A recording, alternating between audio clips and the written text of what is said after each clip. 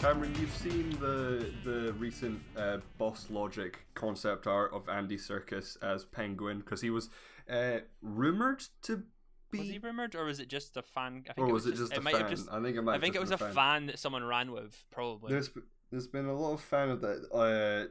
Nick Frost was also sort of just fan. So chosen. we're just thinking about either fat British people or people that can play fat British people. Because one of them is Andy Serkis. Yeah, because it's been reported that the Penguin is going to be the main villain of the Matt Reeves' The Batman film, and also of Birds of Prey. Birds of Prey. They really, I heard. I think what I was reading, they really, really want him to be in Birds of Prey, and like they were like forcing a rewrite at least, is what I know. Birds of Prey, which will not feature Catwoman. Well, she's not a bird, is she? She'd eat them. Hey, yeah, but she'd be like a good. Yeah, but why? Villain. Like, just why, man? I don't know. Who would play her? Haley Steinfeld. Really? Are you gonna go that young? She'd be a good Batgirl, actually. She would be a really good Batgirl. I would watch that all day, every day. I think that's who I had in my head, like when Joss Whedon was announced to do it, and you know he's left and everything. But that's who immediately popped into my head was. I think once Bumblebee's done and she's sort of in the mainstream light. I hope Bumblebee does well for her sake, just because I really want her to do well. She's good in Pitch Perfect, and Edge of 17. You haven't seen Edge of 17, have you? Nope. It's on my movies anywhere. Please watch it. It's so good. It's like a feel good movie, kind of, even though it's a bit depressing. What do you think of Andy Serkis? Andy Serkis in just in general, or just Andy Serkis? Andy Serkis just in general is like so likable. How can you not? Yeah, like exactly. him? I think he'd own it like completely. Like, could you think of? Could you think of like? I can't think of a bad Andy Serkis performance like off the top of my head. So it's been a while since I've seen Burke Hair. I didn't even know he did that. So he's done well to hide that. But there's nothing to say. I think he would, especially Caesar, like, Gollum, Snoke. Every character, every like character he's been cast as, he has nailed, and just he's so good at being a character because he's a character actor. Yeah, and he just brings up like some kind of like believability to everything he does, and it's unbelievable. Like. From like performance capture to just being Andy Serkis, and I think I don't know if do you think he would do it performance capture, like slightly, just to kind of like enhance the features, because I couldn't see them doing it like practical. I could like, see them doing a prosthetic nose, but maybe like to make him shorter, I guess. I mean, I'm not sure how tall Andy Serkis is in real life. It depends on the look of the movie as well. It depends if they're going to go a bit more cartoony or a bit more realistic. And if they want to go with like the sort of stumpier penguin, like the Danny DeVito penguin, they wouldn't go that. They wouldn't go Tim Burton. But I think I always think when thinking about the DC universe, I always go like, what would the like Rocksteady's Arkham games look like, and then kind of edge it up to like looking a little bit more realistic. And I think they'd probably go for because the penguin in Arkham City and Arkham Knight looks pretty good, so I think they probably go for that. But Birds of Prey is going to be terrible. I can just already feel it. I can already feel it. I've made up my mind already. Nah, I've not. But you know what I mean. It's just was it Birds?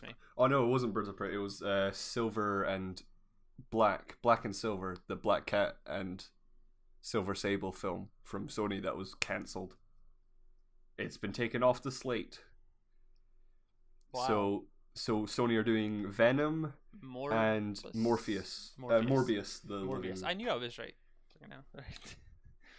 Yeah, it's gonna be Venom. Are we still excited for Venom? No. Okay. I'm not. I'm not invited for this. I'm not excited for that. I'm not excited for anything DCU really. I'm Aquaman, intrigued. James Wan's cool. Like, I haven't really heard anything. I'm intrigued with Shazam because I love the character of Shazam. I love Zachary But Levi. what if they go full Deadpool? Because it looks like they might be going full. Like the picture they released with him holding, like drinking from the cup and everything, feels a bit like they're gonna go. I think that's just because they're trying to capture the feel of the film, which is about basically a child that can become a superhero. So it's still gonna be lighthearted and it's gonna be sort of funny, but God, they need lighthearted. They need something lighthearted. Otherwise, I'll just slit my wrist when I'm in the IMAX next time. Just. But I can't picture the Ben Affleck Superman in a light sort of film anymore. Batman. Yeah. You said Superman. Did I say Superman? Yeah. Ben Affleck's Batman. Yeah. Henry Cavill's Superman is sort of mopey all the time as well, so they sort of fixed it with Justice League. Have you not seen Justice League where he's like, my justice is one of my favorite things or whatever, and you just kind of, when he comes back and he after like he's gone through the whole like wanting to kill everyone phase, he's a bit of a prick. So he's a cocky bastard. DC, man, it's in tatters. Hopefully Shazam and Aquaman will save the day. Wonder Woman 2 could be good, I suppose. I liked Wonder Woman 1 when it first came out, but I kind of fell off. Just like after seeing it a couple times after, I kind of just. I don't like the third act because it's just the same as the other third acts. Yeah. No one does. It's just punchy. Mm-hmm. Which is most DC fights. No, every DC fight. Batman vs Superman has a lot of meaning to it. It's a very weighted film, and I feel like it's an underappreciated masterpiece. You've got to think Zack Snyder was trying to tell you something in that last act. There, it was just it's reaped in imagery, and it's just something that you obviously can't comprehend. And I feel it's really unfair for you to judge it like that because you just can't comprehend what Zack Snyder was trying to say in that entire film, really. So I really think you should just keep your mouth shut. So that Superman is Jesus. I don't know, man. I think in general it's like Batman vs Superman, one of the best movies ever made, top 10 of all time. Oh, I get it. You're being sarcastic. Did you not get that? It took me a while. That's upsetting. Well, I'm glad I fooled you there. Oh boy. I mean, like, I got it just before I went in full depression, but because you thought I was being serious. Yeah. I really hated Batman vs Superman. I've never I've never ever like felt that deflated after coming out of a movie. Suicide Squad, I think, was worse for me. I don't know, because I came out of Batman vs Superman. I was really excited. I was like, "This is gonna be great." Like, I wasn't a massive fan of Man of Steel, but the trailers made it look amazing. I was like, "Yes, this is gonna be a lot of fun. I'm gonna have a great time." I went to go and see it. I don't know why, but I was like, "We should go and see this at the Glasgow IMAX, Mum. We're gonna go to the big IMAX," and we went all the way to Glasgow, and the film went. And I was like, "Yeah," and then I got to, like midway through. I was like, "Oh God, this is not good." And then I came out, and I was just like, "That was terrible." And everyone was like, "No, it was good. Think about it was good. I had a good time." And I was like, "No." But like coming out of Batman vs Superman, it was like, or going in, it was like, "Oh, this is Batman and Superman finally on the big screen in real life, and it's the start of something new, and it's brilliant, and it's going to be an alternative to MCU." Not that I really wanted an alternative to MCU, but coming out of it, it was sort of like that was sort of meaningless and boring and rubbish. And then Suicide Squad came along, and it's like, all right, it's going to be more lighthearted and uplifting, and it's going to be funnier with like a sort of grim edge, and it was terrible. Mm-hmm. The thing with me was at the time I saw it twice in cinemas, which was okay. Just there's the reason I went to go see it with a friend the second time. I went to go see it with family on opening day, and I really enjoyed it when I was there. Like, I don't know if you've ever had the sensation where you're sitting watching a film and you're just like, this is amazing, and then you get out and almost like it was as soon as I got to the car, I was just like, no, that was terrible, that was utter garbage. Mm-hmm. But it was like taking cocaine. I was on a high for the entire movie, and the more I thought about it, the more I hated it. It upset me. And even the second time I went to go see it, I was like, oh no, I was wrong. And then I was like, oh no, I was like, by the time it was finished, I was like, oh no, I'm Is it definitely Suicide right. Squad? Yeah. Yeah. I don't understand it. I can't. But then I watched it at home and I hated it all the way through. So who knows? Might have just been people I was with. You know, I don't know what I was gonna say there. Sorry about that. Anyway, what's up, everyone? Welcome to the Oh Hi Films podcast. I'm Cameron, and he's Jordi. And this is the only podcast that tries to steal dinosaur eggs from the dinosaur island. I don't know. It's the only podcast that's as bad as the people that made them. That's a quote. That's a reference in Jurassic Park 3. That's what he says to Billy when he finds out he has the egg. Mm-hmm. Yes. Jurassic Park 3, the best Jurassic Park movie. I feel no, I hate it. I feel terrible I made that comment. Right. So next week is Jurassic World 2 Fallen Kingdom coming it's just out. Jurassic World Fallen Kingdom. There's no 2. Is there not? Alright, No, Jurassic World Jurassic 2 World Fallen to Kingdom. 2 Jurassic, 2 World Fallen Kingdom. It's 2 Jurassic and it's 2 World. So to celebrate the release of Jurassic World Fallen Kingdom, we decided to watch all the Jurassic Park films and Jurassic World. Well, I did. Some of us did better than the other. You watched 2. You watched 2 and 3, and I watched 2 and 3 because I'd only seen. That was actually the second time I'd ever seen Jurassic Park 2 or Lost World. It was the second time I'd ever seen 3, so I'd seen The Lost World a couple of years ago, and I think Jurassic Park 3. I think if you would ask little Jordi what was his favorite, I think it would be Jurassic Park 3. To be honest. But why is that? Just like nostalgia, or is that just? I think that's why I thought it wouldn't be as bad as everyone said it was, but since watching it, I have felt there's like a couple things I take issue with. Might have to slap my younger self. But the Spinosaurus is so cool. But what about the talking dinosaur? We're getting ahead of ourselves, Cameron. Yeah. First, let's start with Jurassic Park. You mean the one in which John Hammond recruits people and takes them to a park? The good one, the only good one. Well, the only one that everyone agrees is good. Well, yeah, no, I agree because I like Jurassic World. Same, yeah, but not everyone agrees everyone likes with us. that one. Yeah, I don't even know where to begin. You lead the way. I can't do it, man. I can't do it.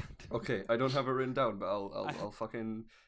Jurassic Park is about fucking a dinosaur theme park. Basically, this man called John Hammond, played by Richard Attenborough, rest in peace.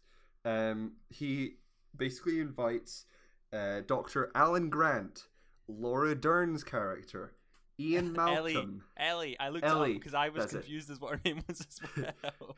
It's Ellie Sattler. I just preferred Laura Dern's character. Ian Malcolm, played by Jeff Goldblum. That's it, really. Yeah, and he takes them to the park so they can sign off because they need. It didn't something had a raptor bites someone's hand off or something in the beginning. I don't remember. And they get. You're the one that watched. I've watched it, and I can't believe I forgot. I've forgotten what happened in the Lost World as well. So this is great. They take them to the park to sign off on it. There's a man who tries to steal dinosaur eggs or people. I don't even know. And yes, he is hired to steal. Yeah, he steals stuff. They go off on a tour. And Wayne Knight. Yeah, Wayne Knight, is that his name? His name is Nedry. Nedry. No, I just know Wayne Knight. Wayne Knight, is that his name? He's in Space Jam, man. Is he not the one from Seinfeld, or am I wrong? No, you're thinking of George Costanza. Ah, right. They look the same. I think Wayne Knight. I think he is actually in fat white people. He is in Seinfeld. He is in Seinfeld. I thought he might be. But they all go off on a tour to explore the park. John Hammond tells them, and then he turns off the security and therefore lets all the dinosaurs out as well as he tries to escape the island, and madness ensues. but it's a lot of fun. It's a fun madness. And like, he meets his end in, I think, the lift? most terrifying scene of my childhood. Like, I didn't like that scene at all. Like, I would skip it whenever I watched it. I never watched them as a kid, so like I couldn't tell you like what I would have been afraid of. I only seen them like in the 2010. Like, you're missing out, man. I know I had a rough childhood. But yeah, that scene is pretty terrifying, even as like an 18-year-old boy. He gets like venom. He gets like the paralyzed like venom spat on his face. Yeah, and you don't even see him die. But when the fucking power goes off, everything goes wrong because the T-Rex comes out and there's velociraptors and there's children. They're not part of the not park annoying there. children either. Like, yeah, they're actually just likable kids. Well, the little boy can be annoying sometimes, but he's just he just But they're mind. pretty. They have common sense. Yeah, unlike some kids in future Jurassic Park movies. Yeah. We have to talk about the first time we meet Mr. Ian Malcolm, as in Jeff Goldblum in particular in this movie. He's very Jeff Goldblum. He's the most unfortunately it's the most Jeff Goldblum gets. Like, because in The Lost World he becomes shit Goldblum, but this is like peak Goldblum. Would you agree? I feel like in Lost World we get more of his character because he's given more time to shine. But in terms of Goldblum though. Oh, in terms of Goldblum, I mean, we Yeah. get the classic shirtless or button open shirt pose. There's also like because it's a Spielberg movie. There's That's a big pile of shit. It is a big pile of shit. But I don't know. What did you think of this film, Cameron? I liked it. It's a Spielberg movie, so it's got like a good like sense of adventure to it. You know what I mean? It looks. I mean, it's a classic. It's a classic movie. It still holds or up. two. It still looks better than some films that come out this year. Exactly. Like, it just has a great. Because I don't know, it feels great because it's peak Spielberg. Because Spielberg is a man of. It's just out of the 80s. Yeah. So it's 1993. So he'll just have had the best decade of his life. Mm-hmm. And he goes on to came make up with more, this, and then he goes straight on to make Schindler's List, which is the biggest. Or does he come back out with straight Schindler's List and do one straight into this? One of the two, but it's the biggest roller coaster you could possibly go on in terms of emotion. It's a lot of fun as well. It's scary. It's fun. It balances like actual scary scenes and actual humor pretty well. I think it's a lot of good fun, man. But do you have anything to add? It's a bit. I don't know. I feel a bit light on this. I really should have researched this before I went in. I did watch it, but I think this and the original untouched Star Wars are great like lessons in how practical effects can work and how they can look amazing. Because the T-Rex is just brilliant, and they're very smart in how very far away dinosaurs are CG and they still look brilliant. Like, imagine being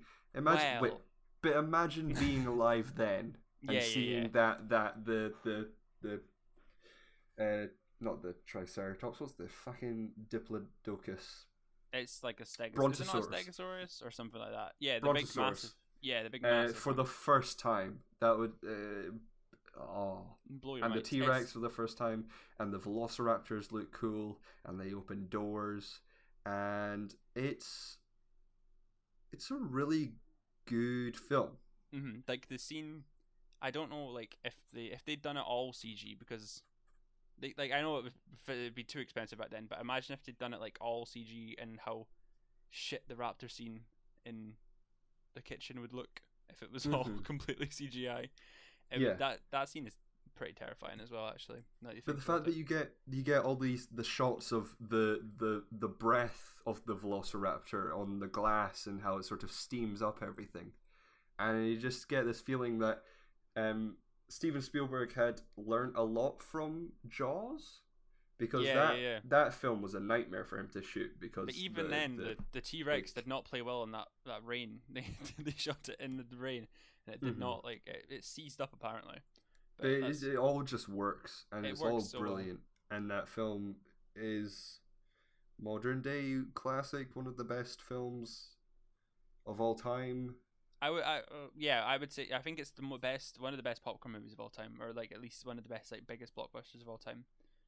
Definitely in the top 100. Yeah. I think so. I think it would Maybe get in your top 50. It's definitely one of the most memorable. Like if you ask like, I hate to make us seem like we are like smarky and edgy fuckboys, but if you ask the common folk, what films do you think are great from the best films of history? Jurassic Park would probably show up. Jurassic Park would show up on most people's lists, I would assume. Jurassic Park, Back to the Future, Star Wars.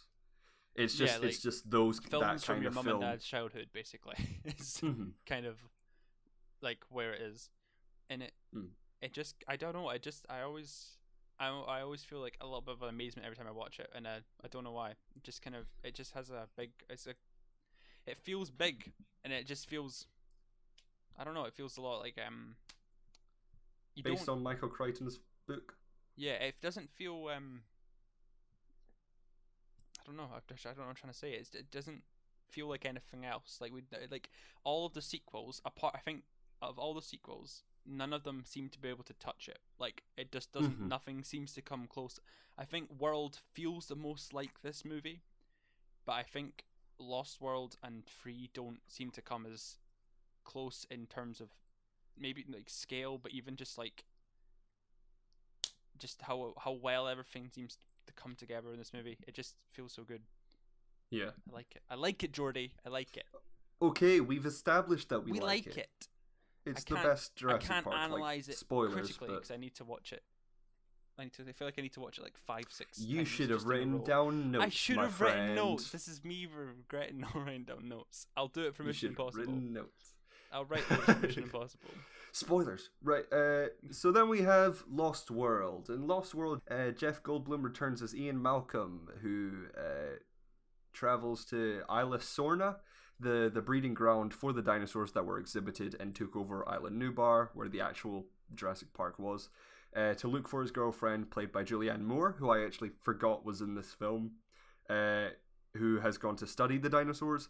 While they are there, they discover that Malcolm's daughter, Kelly, has stowed away and is with them, and that InGen have arrived to sedate the dinosaurs and take them to San Diego, where they will open up a new Jurassic Park. So basically, John Hammond is ill, and InGen has basically been taken over. He's been usurped, essentially. So we got this really stupid fucking evil guy that basically wants to make money off of what is obviously a bad idea. Nobody seems to believe them either, which is what surprised me the most. Like, everyone thinks it's a joke. I don't get it.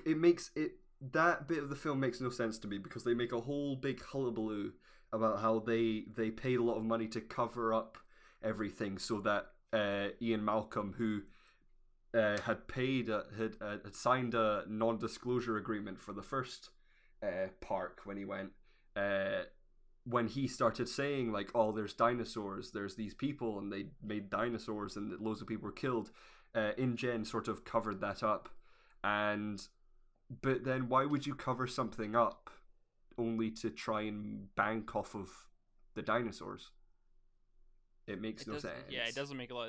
The entire movie doesn't seem to fit with Jurassic Park. It feels too out of place, which is what I just said a couple minutes ago. But like, you know what I mean? It just none of it seems to connect. This film made you question Jeff Goldblum as an actor. This film, I can't decide if Jeff Goldblum is a good actor or not, because he's the same on screen than he is in an interview. He's just sort of, the way he speaks is just Jeff Goldblum-y, I guess. There's not really a way to describe it. It sort of seems like he's always reading the script as he's saying the line. and it's just, but it's Jeff Goldblum. And yeah, no, you can't.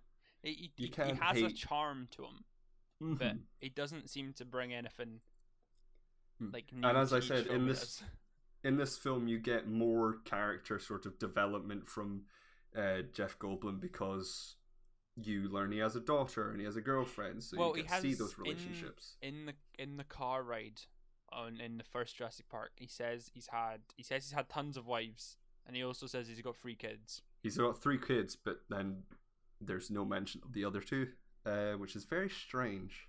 I know. The kids from the first film appear in the worst cameo. Like in one of the scenes, they appear and have like 1 line each, and then fuck off. And it's very strange because they're just, you see them in the background and you think, right, they're going to come back and do something, but no, they don't. Vince Vaughn is in this film as a environmentalist. That's the word. He's a fucking environmentalist.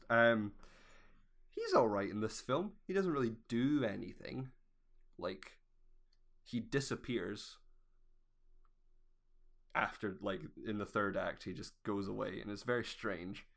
He doesn't. He just pointless. Sorry, you're taking this one. No, not really. It's just yeah, just pointless. Yeah, just this film.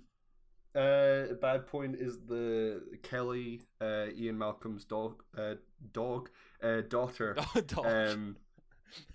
You go from having these sort of intelligent kids who have common sense and know when the big T-Rex comes, you don't make a sound. Yeah. To Kelly, who is so annoying and stupid and just screams at the sight of anything. But she's an ace gymnast, and they make sure you know that a couple times. I mean, it's sort of saved with the punchline at the end of that bit with Jeff Goldblum saying they kicked you off the gymnastics team, which is set up earlier, but it was very silly. But it's very brief. Yeah, she kicks her raptor out of a window. Yeah, she sort of just spins. Yeah, it's very silly. Who has that much strength that they can kick a raptor out of a window? She was fucking building up momentum, man. She was like, I don't care around. How much momentum. I don't think if I was to build up momentum, if you the giant you are were to build up that much momentum going around, and you would not be able to kick a raptor out of a window. Depends how light the raptor is, really. Going into insecure male mode. I think I could if I like maybe took a run up. Or I couldn't. It depends how light the raptor is, really. It depends like how I'm feeling on the day. Is it a baby raptor? Is it a big If raptor? I've warmed up, have I warmed up? Have I done my stretches? I don't know, man. Maybe I could take it. I'll fucking take it. There's more CGI in this film than the first one because there's a lot more dino action. Yeah. And they seem to get a little bit more CGI happy as it goes on, but but it never feels like it's on a set. There's so many scenes take place amongst a forest, and it looks brilliant, and it's these wide open forest sets, and it never feels like you're on a set, which they kind of ruin in the next one because there's a lot of like amongst the fauna. Do you think it's because scenes. It's completely dark all the time? Because it takes place primarily at nighttime. Yeah, but like even like the Peter Stormare is in this film. His sort of death scene when the Compies come along. Compies sounds too much like Campi. Are they the wee rat? They're the wee like rat dinosaurs. Yeah. Yeah. His death. It takes place in this sort of not valley, but sort of just river, sort of stream place, and it feels like you're actually there, and you're on this big island, and you're not in Hollywood or Pinewood or just on a set. It feels very natural, which is very good. I think so. This film is not as bad as everyone says it is, or it has the reputation as. It's definitely not the worst one anyway. It's not great. No, it's not as good as 1, and I think it because it shares a lot of the same themes that 1 has. These people go to Dinosaur Island, and then things go wrong, and then that's they kind have of what to happens escape. in all of them, though. I think because of that, people associate it a lot with the first one and be like, "Oh, it's sort of just a copy, but not as good." It feels like more different compared to 3 and the first one. I think it does its own kind of thing, I suppose, in my opinion. I don't know. It feels a bit darker. It feels a bit not grittier, I wouldn't say, but it doesn't have the same. It's not as much as an adventure family adventure film than the first one. It's not as lighthearted. Which I guess makes sense because there's these dinosaurs that are like. In the first one, it's like, oh, we've made dinosaurs. This is a spectacle. Oh no, they're running loose. But in this one, it's like, right, we've got to be fucking careful because there's T-Rexes and we're in a really dangerous place. I like the idea of the island better in this one as well. I like the Sorna Island, like Site B, better than I like the actual park. Because at least in the first one, because it just feels a bit more dangerous. Like there's not as many places you can hide. Like you could run into a building in the first Jurassic Park and kind of feel a bit safe, whereas in this one you can open doors, man. That was I loved that bit. Oh boy. But yeah, no, I know Hammond and Ellie managed to hide for a good 5 hours on that island inside a building. Yeah. And no one got to them. Whereas in this one, there's not much places to hide apart from a caravan that falls out in a scene which is Tomb Raider later goes on to steal.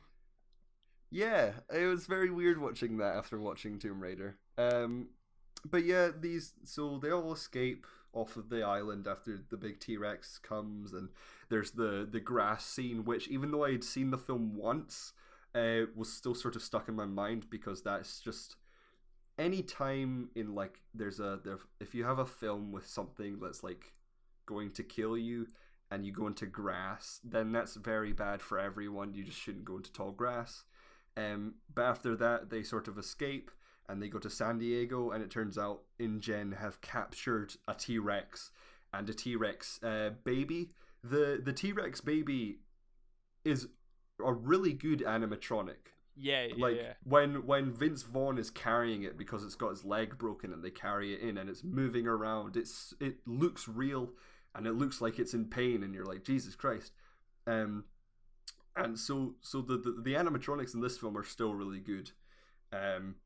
So the baby's in San Diego where they're trying to make the new park, and the T-Rex runs loose because they tranked it, and then it sort of died and it stopped breathing, so they gave it adrenaline, and then it became just it, which was a really bad idea. So the T-Rex is loose in San Diego. It kills a dog. That's really which sad. I really don't like when dogs die. I've got an old dog, and every time a dog dies on screen right now, I get a little bit sad. I would have rather the child dies. I don't know. But yeah, they killed the dog, which is sad.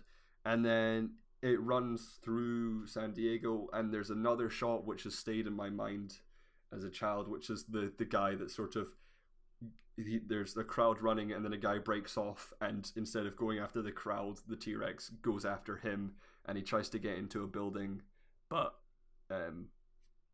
he gets gobbled up, and it ends with them using the T-Rex baby to lure the T-Rex back into the ship that brought it to San Diego.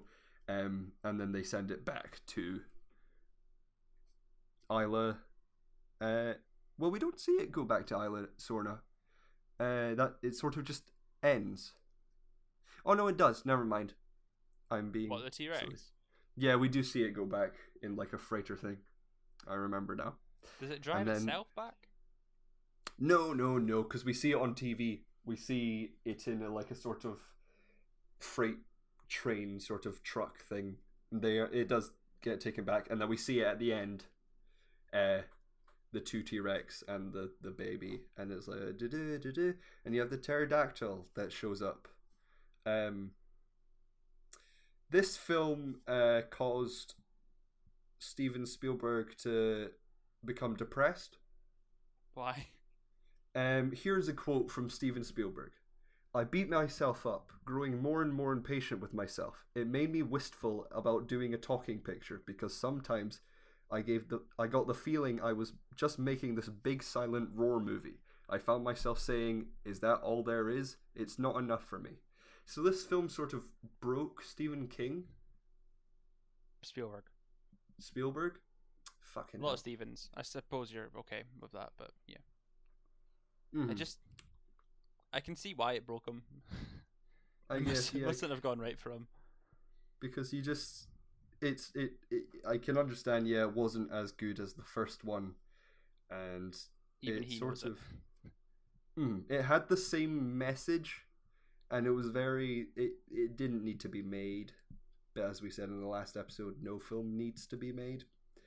I don't mind it like at all. Like it doesn't it's not offensive. It doesn't hurt me. I'm glad we got it, because if we didn't, we probably wouldn't have any like World or Fallen Kingdom, which looks pretty good, or anything like that. So I'm cool with it. You shouldn't be depressed, man. And after Jurassic Lost World, he went on to do Saving Private Ryan, which was good. Pretty good. Yeah, pretty good movie, that. And then 4 years later, bum bum bum, Joe Johnston comes along with Jurassic Park. I love some Roman numerals. No consistent naming at all, and it really upsets me. Why is it called The Lost World Jurassic Park and not Jurassic Park? Because the second book is the second book is called The Lost World. I don't care. It should just be called Jurassic Park: The Lost World, or Jurassic Park 2: The Lost World. It doesn't need to be. It upsets me because when I've got them in my digital movie list, it comes up. I have to go down to either The or Lost to find it. I don't know why they didn't call it Jurassic Park 2: The Lost World, but it's because the first book was called Jurassic Park, the second book was called The Lost World, so they did that. But then they were like, oh no, they might associate The Lost World with the Arthur Conan Doyle book, The Lost World, which it shares the same sort of themes. Yeah. The Lost World is sort of inspired by it, but so yeah, they did Lost World, Jurassic Park. But then we have Jurassic Park I.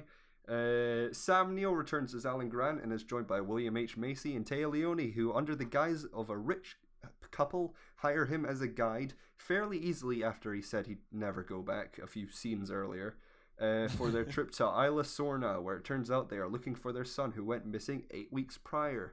As per usual, everything goes wrong, people die, and the group are hunted by a Spinosaurus, which is bigger than the T-Rex, for the entire film. Spinosaurus, the one with the hands. I know I watched this film today, but the one with the hands. They've not got the wee hands. They've got the big hands. Yeah, I guess. If they're bigger than a T-Rex, they're bigger than mine. This film was my favorite as a child. Due to nostalgia, I guess. I really like the Spinosaurus. You must have been like the right age for it as well, I suppose. Like 2001, you must have been like 3, 4, and that's kind of, if your parents didn't care about age ratings, went straight for it. William H. Macy and Téa Leoni are painfully bad at times in this film. William H. Macy, who's a good actor, most of the time. He's good in a lot. He's good in Magnolia. He's good in Boogie Nights. Is he in Boogie Nights? Fargo. Yeah, he's good in a lot of things. A majority of the characters are very unlikable, and you don't really care about them. Which, like, in the point of the first one is that you have these characters. You have Alan Grant and Ian Malcolm and Ellie, and they're all likable, and they all have these sort of different characteristics. These are very two-dimensional characters.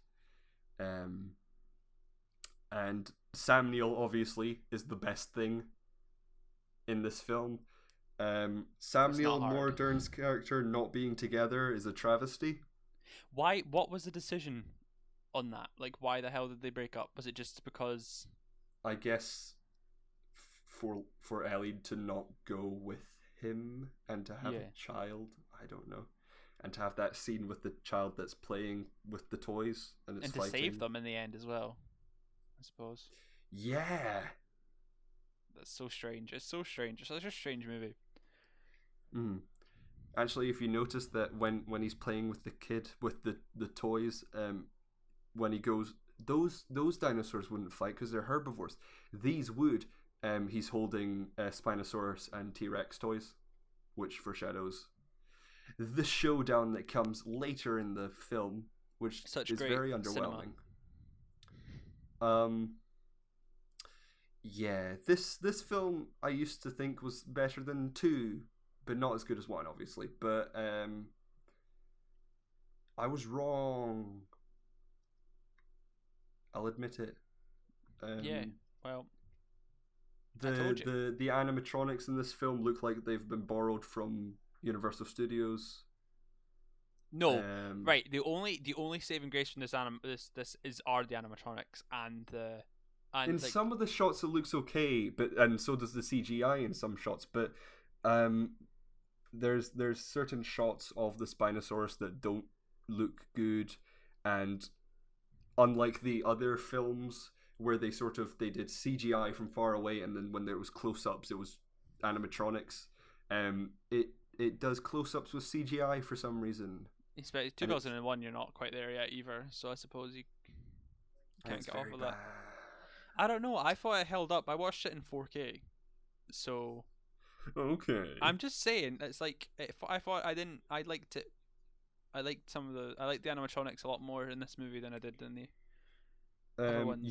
You get the classic Aaron call and the classic ringtone, which is actually my ringtone because it's actually. Yeah, I just love it, and it's anytime you hear it in the film, you're like, oh no. And the Spinosaurus is a good sort of scary monster, I guess, because we're sort of used to the T-Rex by now. But there's no real antagonist for this film except from the Spinosaurus, but the Spinosaurus is never really defeated. Yeah, there's no overarching threat. There's no InGen. There's no you could say there's no big bad for Jurassic Park though either. Mm-hmm. Like apart from the T-Rex, but even the raptors. Yeah, but the raptors show up very briefly at the end of this film. You get the pterodactyl in the birdcage, which is sort of cool, but recreating a velociraptor noise by blowing through the skull is not real. That's not how sound works. I'll think you find I have 2 PhDs in sound, and I have to tell you that's exactly how sound works, and I think they got it accurate as hell. If you blow through a human skull, you don't make. If you make that noise through the human skull, it would make a echoey noise. Yeah, but our noises come from our voice boxes and velociraptors. That's not how sound works, and that's not how the calls work, Cameron. I think it's 100% how sound works, and I think you just need to get over it. I think the velociraptors maybe needed to be focused on more in this film because they make such a big hullabaloo about them. I've used that word twice now. Is there any actual connecting parts to Free and to any of the other movies? It's the same island and it's Alan Grant. Is that it? That's it. I suppose we're not in the era of like not even Fred's InGen kind appear. of yeah. It's upsetting. He mentions Ian Malcolm a bit in a very kind of funny scene where he's like, he asked the boy what he thought of Ian Malcolm's book, and he thought of himself highly, and then he was like, "We've got 2 things in common." Haha, hilarious. Oh boy. How like where would you happy with that? I'm just happy with that. You done there? I'm out with that. I think we've made it. It's not. It's worse than 2. It's not good. It's not as good as I thought it was. But yeah, nostalgia sort of ruined this film for me because I went in going, alright, it's going to be better than 2 because I loved this film as a child. But a lot of stuff doesn't hold up, and the dinosaurs don't hold up. Especially the talking dinosaur. We've got to love the talking dinosaur. Oh yeah, the Alan. What do you think's worse, that or gymnastics? Oh, at least the Alan thing's kind of funny. The gymnastics thing's just annoying me because I'm like, there's no way that girl kicked over that T-Rex, that raptor at all. That T-Rex. She kicked over a T-Rex. How many things do you think she can kick over? If she can kick over a raptor, then it shouldn't take her much more to kick over something bigger. How much would a raptor weigh? Do we know? You got that information on tap? I don't fucking know. I'll just go check. Oh, it's a second Google search. Here we go. 33, 6 to 8 feet, 33 pounds. There's no way they only weighed 33 pounds. That's if you believe they were real, you sheep. 6 to 8. That means I'm heavier than a velociraptor. They were surprising. They in real life they were smaller than they are in the films. Okay. They are. No, measure up to 6 to 8 feet, so it's the same height as me. But they are famously smaller than they are in Jurassic Park. But I suppose if you listen to the way that Alan Grant talks about them in the first one, where he's like, they've got a lot in common with birds. They've got a lot of hollow bones. They've got a lot of spacing, so they could fly. So in a way, they could only weigh 33 pounds. It's okay. She can kick it over. I redact my comments. It was still stupid. Her spinning around on a pole. It's so badly done as well. Like, it's so fake. It's upsetting. They clearly didn't get a gymnastic. They just got a random. They just got a doll and just shoved it a bit. Just shoved it hard, so it went round and round, and then they just made copies of the tape and just made it, just replayed it over and over and over again.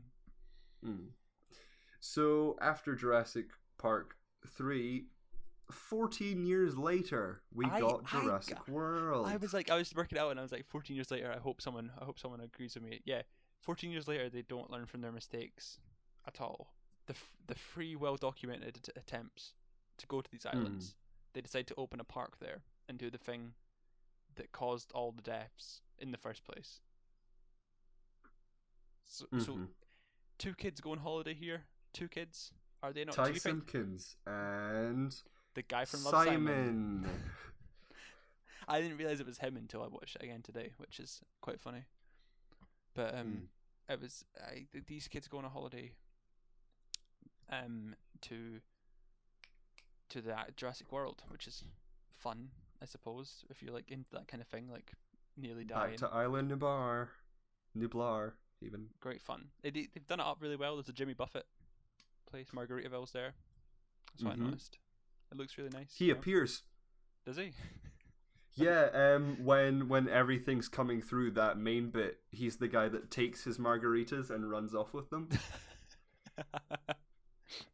That makes me happy. They go. Their aunt is the manager, like the owner, not the owner, but the manager. She runs the park. And they have this new genetically modified dinosaur, the Indominus Rex. Why are you sighing? He is a thing of beauty. She's a thing of beauty. They made a dinosaur that would be scarier and more dangerous than the T-Rex. That's one of the plot holes. Well, why didn't they just? Well, I know why they didn't, but if they were going to be smart about it, you would just pretend it was all these scary things and not make it scary whatsoever. Would just make it look scary but not be scary. But I think wasn't it InGen were making it so that they could use it for war? I'm not sure if it's InGen, but Vincent D'Onofrio. Who does he work for? It's not InGen. He's just an army. He's just an army contractor. Yeah, is it InGen? I think it is. So there's also they go and inspect they go and look, and they need like a professional help. Back. Yeah, they need professional help. They go and get Owen, who trains velociraptors in the park, and has like this great team, which also leads on to Vincent D'Onofrio, who's like they are being an idiot and being a bad guy. Yeah, they want to weaponize. I suppose it makes sense in a way. Like Mhm. it kind of makes sense. And I think Vincent D'Onofrio is connected to the whole Indominus Rex thing. I'm not sure how. I'm pretty sure it's InGen. It might not be. If someone with a similar name to InGen wants these Velociraptors for their army, and it's stupid, but it makes sense, but it's also stupid at the same time. So he goes and checks all the Indominus Rex's paddock, and in the Indominus Rex, basically, because it's so overpowered, it hides itself from like the thermal things, and it tricks them. They all go in for some reason, and it tricks them into thinking that it's escaped or something. Yeah, and then it just runs through the door. And it kills one of the people in the paddock, and Owen has to run for his life and covers himself in gas or whatever and hides underneath a car in a pretty well done scene. I actually think Colin Trevorrow did Trevorrow. It's like tomorrow. Trevorrow. We've already been through this. Why have we been through this before? Was it because of Star Wars? Probably. Why have we wanted to talk about him before? Doesn't matter. He did pretty well with this after going on to make Book of Henry, which apparently isn't very good, but he does well. I think he comes closest to capturing Spielberg's kind of like spirit and tone of Jurassic Park, while also making it more modern and also being its own thing, which I like. Like a lot of the action sequences are pretty are just under intensity, or just about as intense as like not as intense, but just like getting there as a lot of Jurassic Park's action sequences, which is fun. How much practical effects is in this? Is used? Basically zero, which is I don't think is an issue because I watched it today. Oh well, yeah, not in today's time where everything looks real. It's not like it looks like a PS1 game. In a couple of years, it probably will. But Fallen Kingdom is using a lot of practical effects. Yeah, I like that. I like they've gone back. I like they've gone back to it, but there will be a lot of CGI again as well. But it'll be the far away close up thing. You got the big fucker in the water. The big fucker in the water. He's good. I hate the ocean because of what is it called? Megalodon. The Megalodon's the giant shark. Yeah. The prehistoric shark. But just the what's it called? Mosasaurus. Mm-hmm. And sharks in general. Like Jaws, I just don't like the ocean, and I'm never gonna go. So don't invite me. I forgot to mention that the kids went on the right. They were like having a bad time because their aunt didn't like them. But that's like the B plot. It doesn't really make a difference. They get lost in the woods because the Indominus Rex attacks them after it escapes. Mm-hmm. And Claire and Owen, like Chris Pratt's character, who's pretty good in this movie, both Bryce Dallas Howard and Chris Pratt. Do you like them? I quite like them. I think Pratt's pretty pratty. You know, he's Chris Pratt. You not feeling? Yeah, he's. Well, Chris Pratt plays Chris Pratt in the movies he does. I can't think of anything he's actually played anything else other than Chris Pratt. But he does Chris Pratt pretty well in this movie, and it's a likable character, and it's funny. I think I would call him the Steve Martin of. Is it Steve Martin? I'm thinking of the wrong person. The Steve. I don't know who you're talking about. The Steve. Shit, let's just stop that and I'll find out. Steve Irwin, fucking hell. The Steve Irwin. Oh, right. I didn't know you were going with that. of Jurassic Park. He's a likable guy. He's a likable guy. He should have done an Australian accent. That would have been very funny. Chris Pratt, he's committed to that. Owen, he's a ex-Navy man. He used to work with dogs, so that makes him perfect to work with velociraptors. You know, basically one and the same thing. When I think of my dog, I think of a velociraptor. You know, big and scary, and you know, it's exactly the same. It's exactly the same kind of deal. What are you talking about? I mean, they were no Alan and Ellie, but they were very much pair we've got since, in my opinion. but they were sort of just modern day cinema where everything's sort of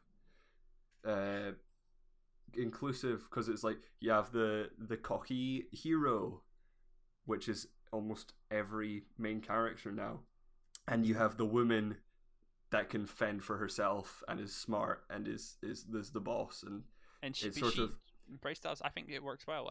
I don't think it is like a popcorn cinema film as a Jurassic, and bringing back Jurassic Park, like trying to bring back Jurassic Park after two bad films and 14 years off. I think they needed to play it safe, and I think it does. I think it does it well. I think it kind of basically does Jurassic Park again, but this time the park's open, which is it does it well to kind of like. Would you consider it a soft reboot? It's kind of like a kind of a small. I guess because it was to start off a whole new trilogy. I guess so.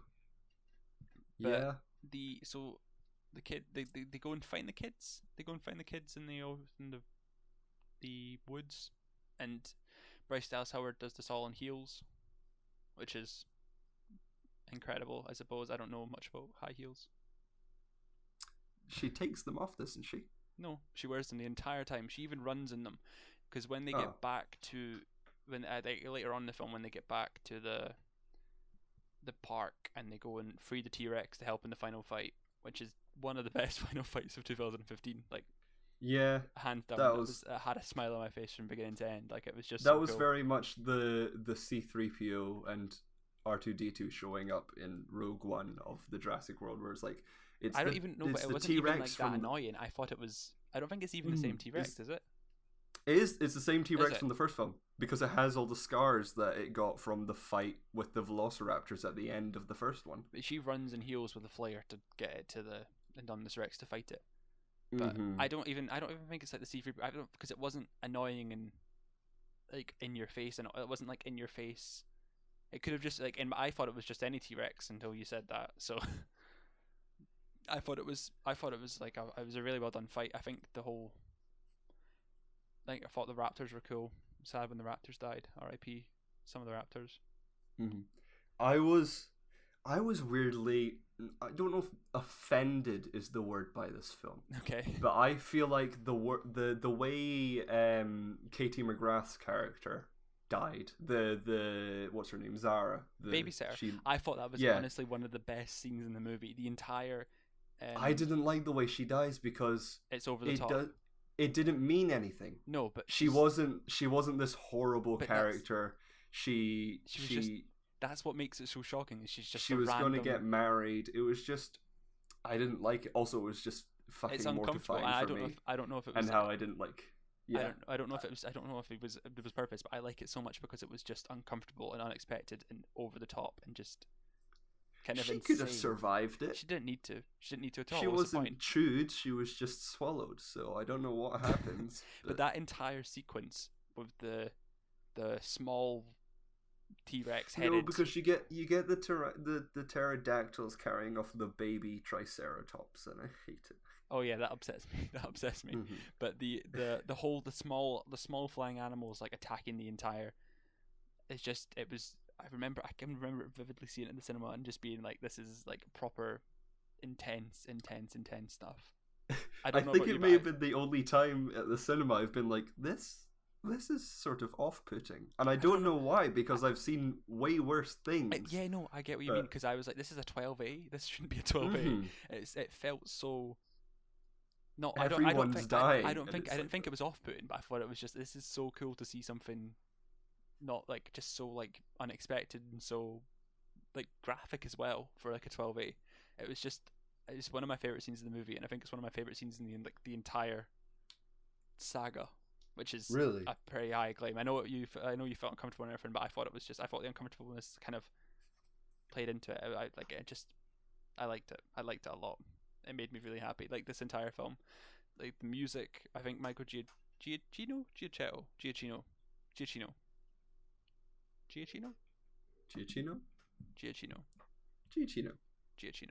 Yeah, he's pretty good. I like his I like the scores. It kind of captures the John Williams well and does some new things.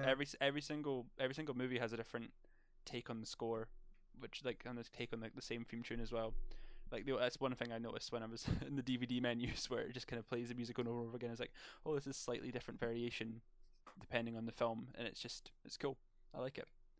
I would have to say it's my second favorite. I don't think Jurassic I've Park ever movie. noticed that. I noticed that in the trailer for Fallen Kingdom, because it's more like and it's like, oh, I think that's shit. just because it's trailer music, but the But I can imagine it showing up. If you have the Blu-ray or like whatever, if you just let the like Fallen Kingdom, not Lost World, and you let free play, and they play the music over and over and over again, and it's a slightly different variation on John Williams' theme, and it's really cool. And I think that kind of, I don't know if it's too snobby of me to say, but it captures what it kind of like sets it apart from the other films, and kind of works with the film better. It's cool. I like it. But yeah, and Jake Johnson and Lauren Lapkus appear. They're pretty funny. Oh yeah, I forgot about them. I watched the film today and I forgot about them. They're amazing comedians, and I love them. And I love New Girl, and I love Comedy Bang Bang, and they're both brilliant in both. And he wears the Jurassic twist. Park t-shirt. It's cool. It's. I can't wait to see what they do next, because it just kind of it ends with them just going off into the sunset. And I don't think that. But the point is they don't, because she's like, oh, I've got a boyfriend. No, I mean, I didn't. I meant the. Sorry, I went off. I meant and it's like Chris. I want to see what happens next to the movie, because it just ends with Chris Pratt and Bryce Dallas Howard going off into the sunset. And by the looks of the trailer, they don't seem to be together. Break up. Yeah. I bet they'll end up together again at the end of this next film. How do you think the next film's gonna go? I don't know, because I don't know. You know more about it than me, because I keep my eyes closed and ears shut during the trailer every time it comes on, apart from like the teaser one. I've heard it's like The Lost World, which I think it's going to go almost exactly like Lost World and set up the third one, which will be like the dinosaurs are roaming our world and they've sort of taken over. Do you think I really want, because there was a if you remember the leaked Jurassic Park 4, which was supposed to come out like in the early noughties or whatever, was supposed to have like human dinosaur hybrids. Yeah, the humanoids. Yeah, and I kind of want to see that. I don't know why. just a little bit, just to let me see what it would be like. But I'm not sure, because we got the, what's it called? It's not the Adomoraptor, is it? I don't know. It's basically they made another sort of smaller Indominus Rex type character. I don't know much about dinosaur. It, so like I'm just speculating off the top of my head, and I don't really want to know. I don't like, that's the thing I don't want to do. I really don't really want to know what happens in the next one, just to kind of be surprised, because I didn't really know what was going to happen in World, and I liked it a lot. I like to go in surprised for movies. I don't like to, because I like a good surprise. Not very true, is it? Because we did an entire episode on predicting what would happen in Infinity War. But we didn't know, because it was so like, kind of what happens more than me, so I feel it's unfair to have a prediction. Although, well, I think they've spoiled the film in the trailers. Saying I know what's going to happen might make people think, ooh, Jordi knows what's going to happen, but I don't. I think the next one, I think the one after this, in like 2020 or whatever, 2022, 2021, it's going to be like Jurassic War or something, because that's kind of what they've been setting up as like a Jurassic Park war thing. But we'll talk about that next week, because I see it on Wednesday and Friday, and you see it on whenever. And I think that's all the time we have. It's getting pretty long. Next week we'll talk about Jurassic World, Fallen Kingdom, and we'll give our review. And hopefully it will be as good as our solo review, because I'm quite happy with that one. What day is it on? I don't know. Okay, I'll see it when I can, hopefully before we record. Obviously. That'd be awkward. Yarp. Yeah. Okay. Right, okay. You can follow us on Ohai Films on Twitter. On everything. You find us on Facebook and Instagram, and if you want to follow me, I do funny thing. Well, do you? I do a lot of. I try to be funny. I consider myself a hoot. at Real Jordi Steel. Real as in film reel, and steel as in the metal, and Jordi as in the Catalan version of George. And then you could follow Cameron at CamzoOG. It's so simple. Yeah, I just talk about the Blu-rays I've bought, basically. And yeah, I think that's it. You know? See you later. Alright. Good night. Bye.